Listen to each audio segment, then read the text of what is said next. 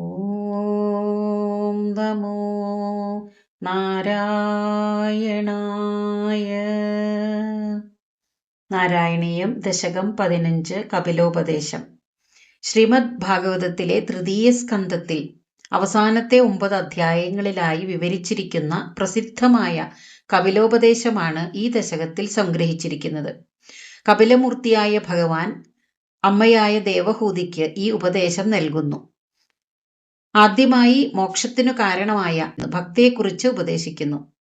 മതിരിഹ ഗുണസക്ത ബന്ധകൃത്തേഷ്വസക്ത ത്വമൃതകൃതുപരുന്ധേ ഭക്തിയോഗസ്തു സക്തിം മഹദനുഗമലഭ്യ ഭക്തിരേവാത്ര സാധ്യ കപിലതനുരിതിത്വം ദേവഹൂത്യൈനകാദി.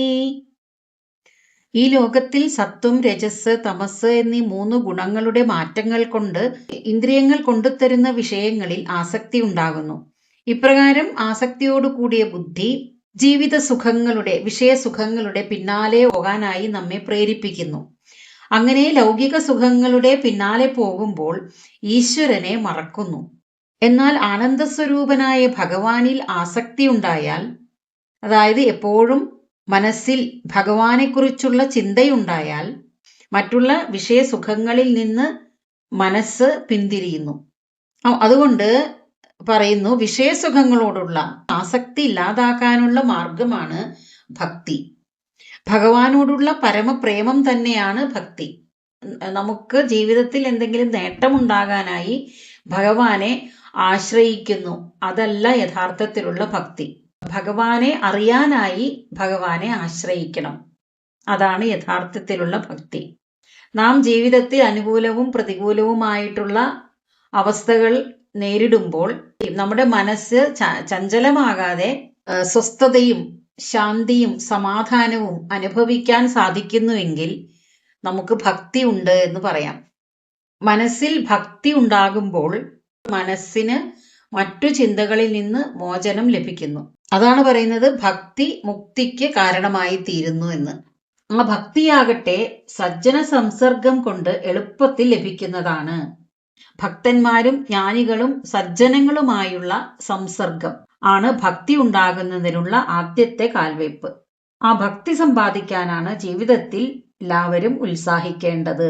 ഇപ്രകാരം കപിലമൂർത്തിയായി അവതരിച്ച ഭഗവാൻ അമ്മയായ ദേവഹൂതിക്ക് ഉപദേശിച്ചു.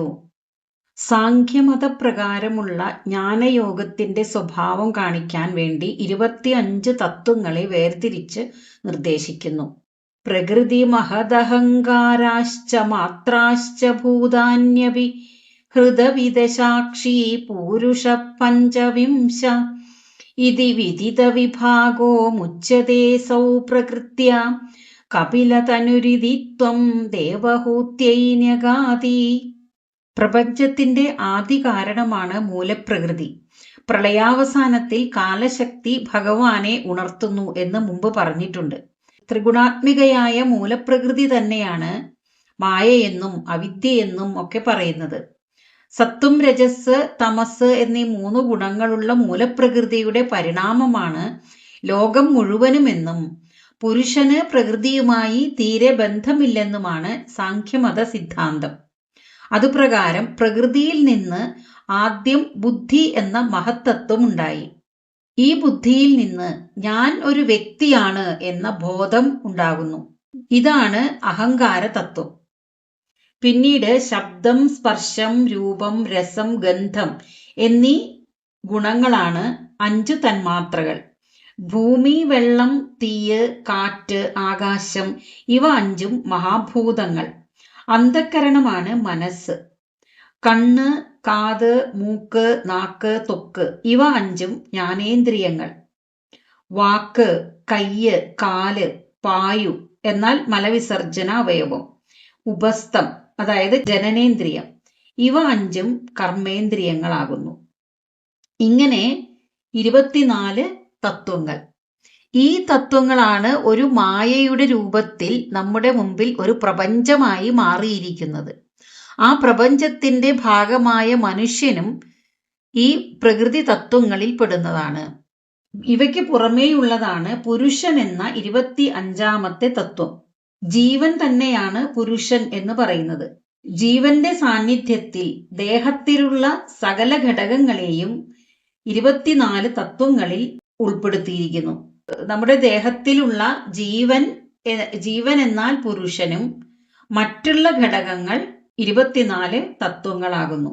വിരാട് സ്വരൂപം എടുത്താൽ വിരാട് സ്വരൂപന്റെ ജീവാത്മാവായ ഹിരണ്യഗർഭൻ പുരുഷനും വിരാട് സ്വരൂപ ഘടകങ്ങൾ പ്രകൃതി തത്വങ്ങളാണ്.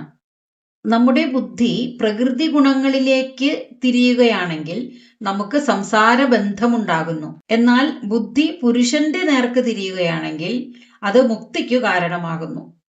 ഇങ്ങനെ പ്രകൃതിയെയും പുരുഷനെയും വേർതിരിച്ച് അറിയുമ്പോൾ പുരുഷൻ മായയാൽ മോചിക്കപ്പെടുന്നു എന്ന് കപിലസ്വരൂപനായ ഭഗവാൻ അമ്മയായ ദേവഹൂതിക്ക് ഉപദേശിച്ചു. പുരുഷന് പ്രകൃതി ഗുണങ്ങളിലുള്ള ആസക്തി സംസാര ബന്ധത്തിനും വിരക്തി മോക്ഷത്തിനും കാരണമാണെന്നും ഭഗവത് ഭക്തി കൊണ്ടേ വിരക്തി വരികയുള്ളൂ എന്നും പറയുന്നു. പ്രകൃതിഗത ഗുണൗഘൈരാജ്യതേ പൂരുഷോയം യദി തു സജതി തസ്യാം തദ്ഗുണാസ്തം ഭജേരൻ മദനുഭജന തത്വാലോചനൈ സാപ്യപേയാത് കപിലതനുരിതിത്വം ദേവഹൂത്യൈന്യഗാതി.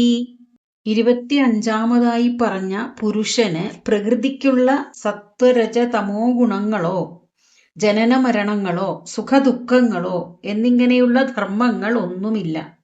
നമ്മുടെ ശ്രദ്ധ എന്തിലേക്കാണ് തിരിക്കുന്നത് എന്നതിനെ ആശ്രയിച്ചാണ് നമ്മൾ പ്രകൃതിയോട് അടുക്കുമോ അതോ ഈശ്വരനോട് അടുക്കുമോ എന്ന് നിശ്ചയിക്കുന്നത്.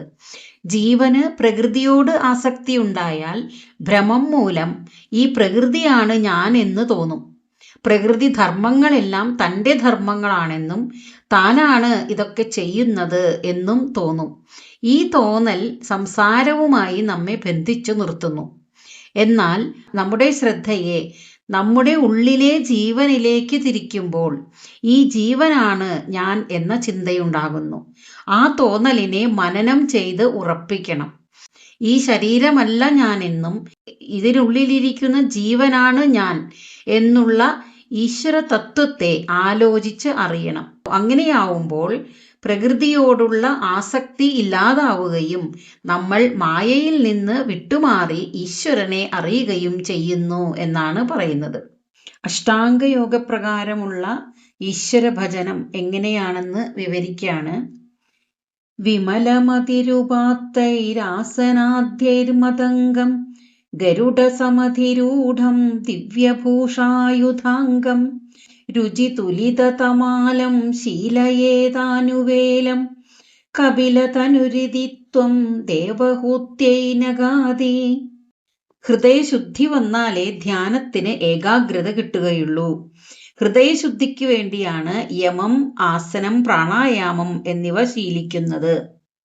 ഇങ്ങനെ യമനിയമങ്ങൾ വഴി ചിത്തശുദ്ധി സമ്പാദിച്ച് ഗരുഡോപരി സ്ഥിതി ചെയ്യുന്നതും ദിവ്യങ്ങളായ ആഭരണങ്ങളും ആയുധങ്ങളുമാകുന്ന അടയാളത്തോടു കൂടിയതും നീർമാതളത്തിന് തുല്യം ഭംഗിയുള്ളതുമായ ഭഗവത് രൂപത്തെ എപ്പോഴും ധ്യാനിക്കേണ്ടതാണ് എന്ന് കപിലസ്വരൂപനായ ഭഗവാൻ ദേവഹൂതിക്കായി ഉപദേശിച്ചു. ജ്ഞാനയോഗത്തെക്കാളും അഷ്ടാംഗയോഗത്തെക്കാളും എളുപ്പമാണ് ഭക്തിയോഗം എന്ന് പറയുന്നു. മമ ഗുണഗണലീലാ കർണനൈ കീർത്തനാദ്യൈ മയി സുരസരിതോഘ പ്രഖ്യചിത്താനുവൃത്തി ഭവതി പരമഭക്തി സാഹി മൃത്യോർവിജേത്രി കപിലതനുരിതിത്വം ദേവഹൂത്യൈനഗാതി. ഭഗവാന്റെ ഗുണങ്ങളും കഥകളും കേട്ടുകൊണ്ടും പറഞ്ഞുകൊണ്ടും തിരുനാമങ്ങൾ ചൊല്ലിക്കൊണ്ടും സ്വരൂപം ധ്യാനിച്ചുകൊണ്ടും മനസ്സ് ഭഗവാനിലേക്ക് സഞ്ചരിക്കണം. അത് ഇടതടവില്ലാതെ ശക്തിയായി ഗംഗാപ്രവാഹം പോലെ ഭഗവാനിലേക്ക് ഒഴുകിക്കൊണ്ടിരിക്കണം. അതുണ്ടാവാൻ ശ്രവണ കീർത്തനാദികളിൽ നിന്ന് തുടങ്ങി ഭക്തിയുടെ 9 അവസ്ഥകളിലൂടെ പടിപടിയായി കയറി ഭക്തിയുടെ പാരമ്യതയിലെത്തണം. അങ്ങനെ പരമമായ ഭക്തിയെ സമ്പാദിച്ചാൽ പിന്നെ ജനനമരണാദികളായ സംസാര ക്ലേശങ്ങളെ പ്രയാസം കൂടാതെ ജയിക്കുന്നു. ഇപ്രകാരം ഭഗവാൻ കപിലസ്വരൂപനായി അമ്മയായ ദേവഹൂതിയെ ഉപദേശിച്ചു. അർത്ഥകാമങ്ങളിൽ ആസക്തനായി പാപകർമ്മങ്ങൾ ചെയ്ത് ജീവിക്കുന്ന ഗൃഹസ്ഥന് നരകമാണ് ഫലമെന്ന് പറയുന്നു അടുത്ത ശ്ലോകത്തിൽ. അഹഹ ബഹുലഹിംസാ സഞ്ചിതാർത്ഥൈ കുടുംബം പ്രതിദിനമനുപുഷ്ണൻ ശ്രീചിതോ ബാലലാളി വിശദിഃ ഗൃഹസക്തോ യാതനാം മയ്യഭക്ത കപിലതനുരിതി ത്വം ദേവഹൂത്യൈ നഗാതി. ഭഗവാനിൽ ഭക്തിയില്ലാത്തവൻ, അതായത് പ്രകൃതി ഗുണങ്ങളിലേക്ക് മനസ്സ് തിരിക്കുന്നവൻ സംസാരബന്ധത്തിൽ കുടുങ്ങിപ്പോകുന്നു. അവർ കുടുംബാസക്തി കൊണ്ട് ഭാര്യയുടെ സമ്മർദ്ദത്തിന് വഴങ്ങിയും മക്കളെ ലാളിച്ചുകൊണ്ടും സ്വന്തം കുടുംബത്തെ പോഷിപ്പിക്കുന്നതിനായി വിവിധ മാർഗങ്ങളിലൂടെ ധനസമ്പാദത്തിനായി നിരന്തരം പരിശ്രമിക്കുന്നു. എന്റേത്, എനിക്കുള്ളത് എന്ന ചിന്തയാൽ എന്റെ സ്വത്ത്, എന്റെ വീട്, എന്റെ ഭാര്യ, എന്റെ മക്കൾ എന്നിങ്ങനെ ഗൃഹത്തിൽ മാത്രം ആശ വെച്ചുകൊണ്ട് നരക ദുഃഖം തന്നെ അനുഭവിക്കേണ്ടി വരുന്നു. ഇതിനിടയിൽ ഭഗവാനെ ചിന്തിക്കുന്നു പോലുമില്ല. എന്നാൽ ഭഗവത് ഭക്തനാകട്ടെ ഭഗവാനിൽ മാത്രം മനസ്സർപ്പിച്ച് പ്രകൃതിയുടെ ഗുണങ്ങളായ സംസാര ബന്ധത്തിൽ നിന്ന് മുക്തനായി പരമപദത്തെ പ്രാപിക്കുന്നു. അതുകൊണ്ട് ഗൃഹാസക്തി വെടിഞ്ഞ് ഭഗവത് ഭക്തി നേടുകയാണ് ആവശ്യം. ഇപ്രകാരം കപിലസ്വരൂപിയായ ഭഗവാൻ ദേവഹൂതിയെ ഉപദേശിച്ചു. പുണ്യപാപ മിശ്ര കർമ്മങ്ങൾ ചെയ്യുന്നവർ വീണ്ടും വീണ്ടും ജനിച്ചും മരിച്ചും ഭൂമിയിൽ ജീവിതം തുടരുന്നു എന്ന് പറയുന്നു. യുവതി ജഠരഗിന്നോ ജാതബോധോപ്യകാണ്ഡേ പ്രസവഗളിതബോധ പീഠയോല്ലംഘ്യ ബാല്യം പുനരഭിപദമുഹ്യത്യേവ താരുണ്യകാലേ കപിലതനുരിതി ത്വം ദേവഹൂത്യൈ നഗാതി. മനുഷ്യജന്മം കിട്ടുന്ന ജീവന് മാതൃഗർഭാശയത്തിലിരുന്ന് പല ദുഃഖങ്ങളും അനുഭവിക്കേണ്ടി വരുന്നു. അക്കാലത്ത് ഭഗവാന്റെ മായാപ്രഭാവം കൊണ്ട് ജീവന് പൂർവസ്മരണവും പശ്ചാത്താപവും ഉണ്ടാകുന്നു എന്നാണ് പറയുന്നത്. മേലിൽ താൻ ഒരു പാപകർമ്മവും ചെയ്യില്ലെന്ന പ്രതിജ്ഞയും എടുക്കുന്നു. എങ്കിലും മാതൃഗർഭത്തിൽ നിന്ന് ബാഹ്യലോകത്തിലേക്ക് പ്രവേശിക്കുമ്പോൾ ആ ജ്ഞാനം അസ്തമിക്കുന്നു. എന്നിട്ട് വിഷയവാസന പ്രബലമാവുകയും ചെയ്യുന്നു. മനസ്സിനും ശരീരത്തിനും ബലമുണ്ടാവുന്ന യൗവനം വരുമ്പോൾ ഈശ്വര സാക്ഷാത്കാരത്തിന് മുതിരാതെ വീണ്ടും കുടുംബപോഷണം മുതലായ വിഷയസുഖങ്ങളായ പാപകർമ്മത്തിലേക്ക് വീഴുന്നു. കഷ്ടം! ഇങ്ങനെയാണ് മൂഢന്മാരായ ജീവാത്മാക്കൾ സംസാരചക്രത്തിൽ കിടന്നു തിരിയുന്നത്. ഭഗവത് അനുഗ്രഹം കൊണ്ട് അപൂർവം ചിലർ മാത്രം ഭക്തി കൊണ്ട് ബന്ധമുക്തി സമ്പാദിക്കുന്നു. ഇപ്രകാരം കപിലസ്വരൂപനായ ഭഗവാൻ ദേവഹൂതിയെ ഉപദേശിച്ചു. അർത്ഥകാമങ്ങൾക്ക് വേണ്ടി പുണ്യകർമ്മങ്ങൾ ചെയ്യുന്നവരുടെയും എല്ലാം ഭഗവാനിൽ അർപ്പിച്ചുകൊണ്ട് നിഷ്കാമമായി പുണ്യകർമ്മങ്ങൾ ചെയ്യുന്നവരുടെയും ഗതികൾ വിവരിക്കുകയാണ് 8ാമത്തെ ശ്ലോകത്തിൽ. പിതൃസുരഗണയാജീ ധാർമ്മികോ യോ ഗൃഹസ്ഥ സജ നിപതതി കാലേ ദക്ഷിണോദ്ധ്വോപഗാമി മയി നിഹിതം അകാമം കർമ്മതൂതപദാർത്ഥം കപിലതനുരിതി ത്വം ദേവഹൂത്യൈ നഗാതി.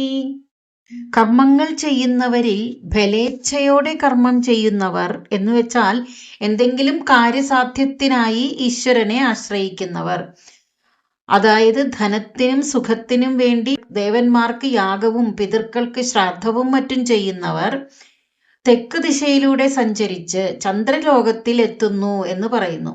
അവിടെ പുണ്യഫലം അനുഭവിച്ചു കഴിയുന്നത് വരെ ഇരുന്ന് പിന്നീട് ഭൂമിയിലേക്ക് വന്ന് ജനനമരണ രൂപമായ സംസാരചക്രത്തിൽ അകപ്പെട്ട് ചുറ്റിത്തിരിയുകയും ചെയ്യുന്നു. ഫലേച്ഛ കൂടാതെ ഈശ്വരാർപ്പണമായി കർമ്മങ്ങൾ ചെയ്യുന്നവർ വടക്കു ദിശയിലൂടെ സഞ്ചരിച്ച് ബ്രഹ്മലോകത്തിലെത്തി മുക്തിയെ പ്രാപിക്കുന്നു.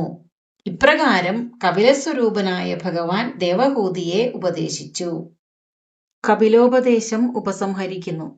ഇതി സുവിദിതവേദ്യാം ദേവഹേ ദേവഹൂതിം കൃതനുതിമനുഗൃഹ്യ ത്വം ഗതോ യോഗി സംഘൈ വിമലമതിരഥാസൗ ഭക്തിയോഗേന മുക്ത ത്വമപി ജനഹിതാർത്ഥം വർത്തസേ പ്രാഗുദീച്യാം.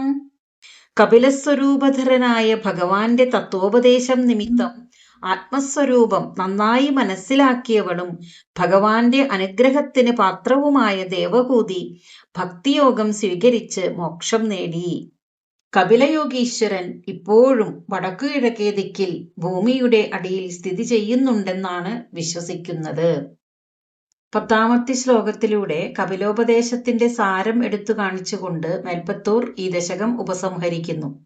പരമകിമുപഹൂക്ത്യാ ത്വത്പദാംഭോജഭക്തിം സകലഭയവിനേത്രീം സർവകാമോപനേത്രീം വദസി ഖലു ദൃഢം ത്വം തദ്വിധൂയാമയാന്മേ ഗുരുപവനപുരേശ ത്വയ്യുപാദൽസ്വഭക്തിം.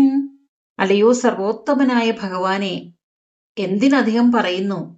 ഭഗവാന്റെ പാതാരവിന്ദങ്ങളെക്കുറിച്ചുള്ള ഭക്തി എല്ലാ ഭയങ്ങളെയും അകറ്റുന്നതും സകല അഭീഷ്ടങ്ങളെയും നൽകുന്നതുമാണെന്ന് അവിടുന്ന് തന്നെ ഉറപ്പിച്ചു പറയുന്നുണ്ടല്ലോ. അതുകൊണ്ട് ഭഗവാനെ ഭജിച്ചുകൊണ്ട് പരമാനന്ദം അനുഭവിക്കണമെന്നാണ് ഞാൻ ആഗ്രഹിക്കുന്നത്. എന്നാൽ ഞാൻ രോഗങ്ങളെ ഭയക്കുന്നു. അതുകൊണ്ട് രോഗഭയം തീർത്ത് ഭക്തി വർദ്ധിപ്പിച്ചു തരേണമേ എന്ന മേൽപ്പത്തൂരിന്റെ പ്രാർത്ഥനയോടെ ഈ ദശകം അവസാനിക്കുന്നു.